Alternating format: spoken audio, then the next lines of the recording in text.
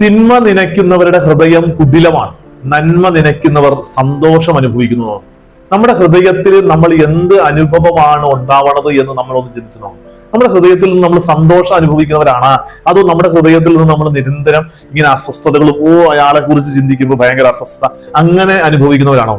ഈ തിന്മ നനച്ചുകൊണ്ടിരിക്കുന്നവരുണ്ടല്ല, തിന്മ വിചാരിച്ചുകൊണ്ടിരിക്കുന്നവര്, അവരുടെ ഹൃദയം കുടിലമാണ്.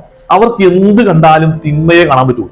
ഞാൻ എന്റെ ഹൃദയത്തിൽ ഈ കാര്യങ്ങൾ കാണുമ്പോൾ, മനസ്സിലാക്കുമ്പോൾ ആദ്യം കാണുന്നത് എന്താണെന്ന് നമ്മൾ ചിന്തിച്ചു നോക്കണം. ഹൃദയത്തിൽ സന്തോഷം അനുഭവിക്കാൻ സാധിക്കാതെ പോകുന്നത് വലിയ പോരായ്മയാണ്, വലിയ നഷ്ടമാണ്. എന്റെ ഹൃദയത്തിൽ എനിക്ക് സന്തോഷം അനുഭവിക്കാൻ സാധിക്കും.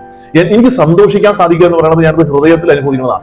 എന്റെ ഹൃദയത്തിലെ വിചാരങ്ങൾ നല്ലതായിരുന്നാലേ എനിക്ക് ആ ഹൃദയത്തിൽ സന്തോഷിക്കാൻ പറ്റുകയുള്ളൂ. അല്ലെങ്കിൽ ഇങ്ങനെ കൊനഷ്ട ചിന്തകളായിരിക്കും. അയാൾ അങ്ങനെ ചെയ്തു, അയാൾ അങ്ങനെ പോയി, അതിൽ അസ്വസ്ഥത കൊണ്ട് അങ്ങനെ ജീവിച്ചുകൊണ്ടിരിക്കും. ഹൃദയത്തിൽ സന്തോഷം അനുഭവിക്കുന്നവർക്ക് ഇതൊന്നും ഒരു പ്രശ്നമായിരിക്കില്ല.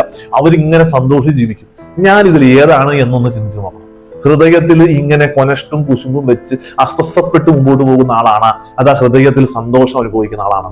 ചിന്തിച്ച് നോക്കാൻ സാധിക്കട്ടെ. ഈശോ നമ്മളെ സമൃദ്ധമായിട്ട് അനുഗ്രഹിക്കും.